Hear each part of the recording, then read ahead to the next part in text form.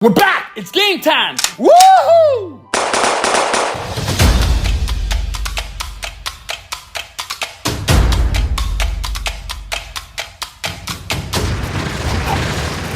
Ladies and gentlemen, welcome back to another pre-fight breakdown analysis, whatever, of the upcoming fights this coming weekend. It is a pay-per-view, that's right, we have to go into our wallets, but mark my words, it is going to be well worth it. If you can't afford it at home, get a bunch of buddies, collaborate, put in a couple dollars each to order these fights, or go to your local bar that's playing the damn fights, have a drink, stop being so cheap, eat a little bit of food, and watch them. This is going to be well worth it, I'm telling you right now, folks. It is live at the Honda Center in Anaheim, California. We have an amazing rematch in the main event. We're going to get into that fight in just a moment. First, we're going to start off in the 185 division, where we have longtime veteran Derek Brunson going up against not so seasoned of a vet, nonetheless a new name that should be heard in the middleweight division, IanHeinisch.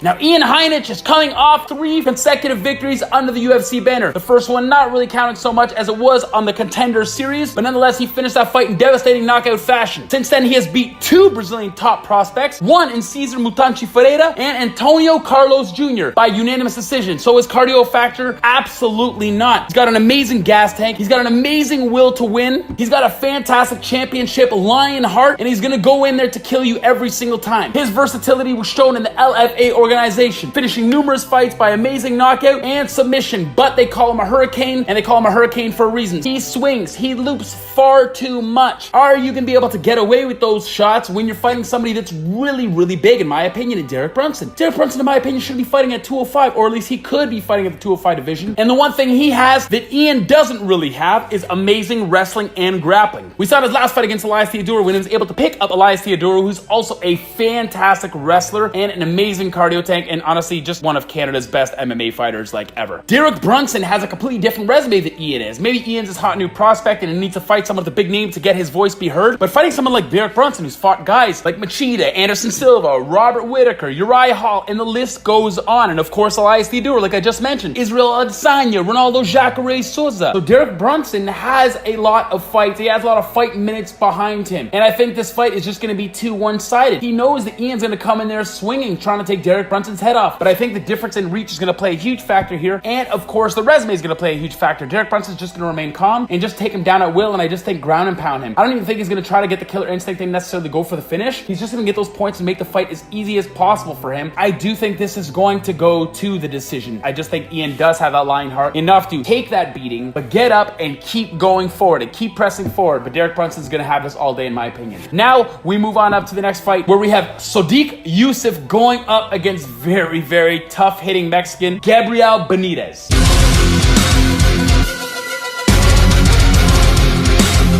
I think this is going to be a huge slugfest. They are 2 scrappers, not necessarily the most well-rounded individual of mixed martial artists, as we've seen SodiqYusuff in many, many scraps time and time again, but he's wild. And wild is fun, but wild is not safe. Wild does not necessarily produce longevity in your MMA career. Same thing as Gilbert Benitez, but we saw when he fought Jason Knight, who was another absolute monster who is now in bare knuckle boxing. He can slug, and he can take a very, very good shot, as honestly most Mexicans can. They're just tough as nails. They don't have a quit mentality in them, but they also don't have a calm demeanor. They go out there and they get wild themselves. Having said that, Gabriel is totally fueled by his last KO slam victory, one of the most vicious KO slams in the UFC octagon, against Humberto Bandeira. I'm gonna look at Gabriel and say, maybe your chin isn't the best in comparison to Sodiq. We saw you got head kicked to oblivion by Andre Fili in one of your UFC outings, where Sodiq, you haven't really seen him in a position where he's been rubbered, he's been troubled. And I do think this fight is not going to be one of your well-rounded mixed martial arts fights. While it's going to be so exciting, like I said, fight of the night, they're going to get in there, play at their feet, and start swinging for the fences. This fight is going to be over in the first round, I truly believe. And I do think Sodiq is going to be the victorious one. Not only because I think that Africans are taking over MMA, I just think he has a better chin and he has a better stock of power in his hands. And that is going to be the difference in this fight. So I have Sodiq in round 1. Now we're going to go up to the next fight, which is one of the most long-awaited middleweight clashes in a long time. Mostly because we have aesthetically superhero-style body Yoel Romero going up against aesthetically superhero-style body and Paulo Costa.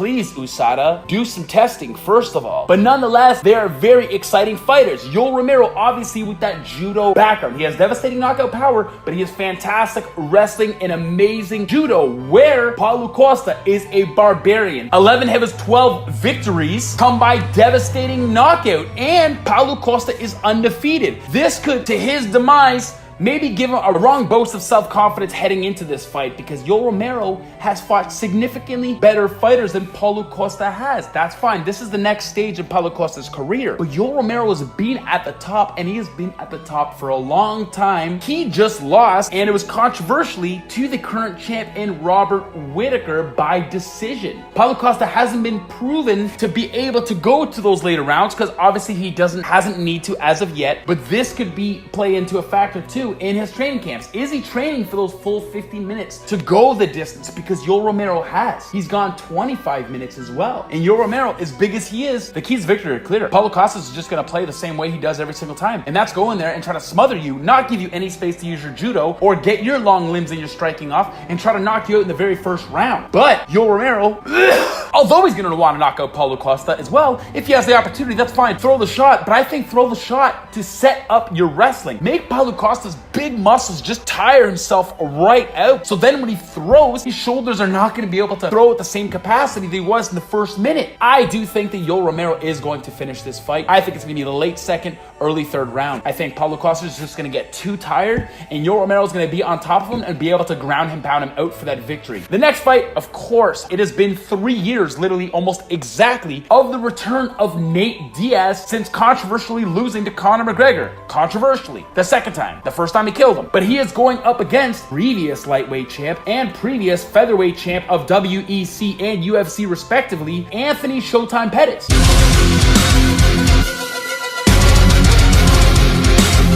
Now, this is a fight that everybody is so excited about, and on paper, it may look fantastic, and I'm sure it's going to be fantastic because Nate Diaz is going to come in there with his trash talking, and Anthony Pettis, you know he's a showman, and he's going to bring the fight. He's probably going to throw so many unorthodox techniques. But the fact of the matter is, Nate Diaz has got fantastic jiu-jitsu, probably the best in the division, one of the best at least anyway, and he's got very good boxing. Are they hard shots? Absolutely not. Anthony Pettis has been hit way harder and by way more pristine strikers than Nate Diaz. Nate Diaz can get sloppy with his stand-up, as we saw both outings with Conor McGregor, and we saw in Josh Thompson, where Josh Thompson ended up head kicking him to oblivion. I don't think Nate Diaz, especially seeing those Conor fights, I don't think his chin is what it was in the past. And being off a 3-year layoff, you've been training for Ironmans, you've been doing these triathlons, so your cardio is not going to be a question here. Please shut up. Thanks. But what is in question here is your ability to take a shot. Are you sparring enough? Are you fighting enough? You haven't been active in 3 years, but are you getting what you need in your training camp? That is the big question here, because we know Anthony Pettis has been a very active fighter and has fought 6 times in this layoff. Then Nate Diaz has just been relaxing, but I think it is going to show a big difference here what a layoff can do. It's not getting any younger. I think Nate Diaz is walking into a storm of hurt here. Anthony Pettis is going to be ready to just pick him off those wild, unorthodox, bouncing off the cage shots. It's going to be fantastic, but if Nate Diaz even takes it to the ground, Anthony Pettis is a fantastic jiu-jitsu expert as well. Just ask Benson Henderson. And his takedown defense is phenomenal, so Nate Diaz, are you going to be able to get him to the ground? I think that Anthony Pettis is just going to tee off on Nate Diaz here and could very well get a finish within that 3rd round or take it to decision, and that's what I'm going to go for. Now we're going to go to the main event. I am so excited about this main event. We have a heavyweight clash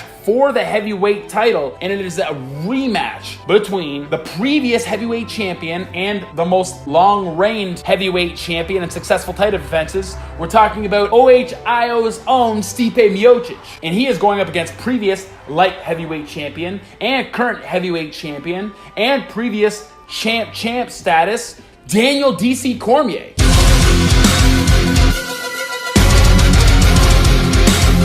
I am so excited about this fight. If anybody remembers this first fight, Daniel Cormier decided to go up to fight for that heavyweight strap against Stipe Miocic, and not really mean people gave him a chance, especially against a decorated boxer striker like Stipe Miocic. But Daniel Cormier came in there quick and fast and knocked him the hell out. Stipe Miocic has been begging for this rematch. So in his defense, I believe he did earn an immediate rematch, but Daniel Cormier wasn't ready for that at the time because he got the call for Brock Lesnar, but then that fell through. Since then, Daniel Cormier has defended the belt once against Derek Lewis, which is obviously a huge mismatch and a very easy fight. Don't be fooled by the waist that he's got. because he's still DC from the block. And he has been fighting a heavyweight hit almost his whole career back in the Strikeforce days. He is used to fighting these heavier guys. In his training camp, he trains with Cain Velasquez and Justin Willis all day. And of course, the best friggin' wrestler on the planet and the best lightweight on the planet, Khabib Nurmagomedov. Now, when we look at the keys to victory, we're gonna look at Stipe, and Stipe is gonna try to watch out for that boxing of DC Cormier. But also, I think Stipe should be wary of the takedown as well. Don't go into this fight thinking the result is gonna be the exact same. Don't think that it's gonna be the same tactic on DC's side. And just play from the distance. Try to work that jab and try to work those leg kicks. Don't get in close to dirty boxing, because Daniel Cormier can bring the heat and he has a fantastic clinch game. Daniel Cormier's keys to victory is plain and simple. Obviously, he knocked him out last time, but if I was in his corner, which I'm obviously not, because what do I know? But I think Daniel Cormier should approach this fight completely different than the last time. Now, I would get in there and start off with your striking, but my goal for you would be to what you did to Anthony Rumble Johnson. A huge striker, but you decided to take it to the ground. And I think you should take it to the ground. You are the best wrestler at the heavyweight division in almost any single division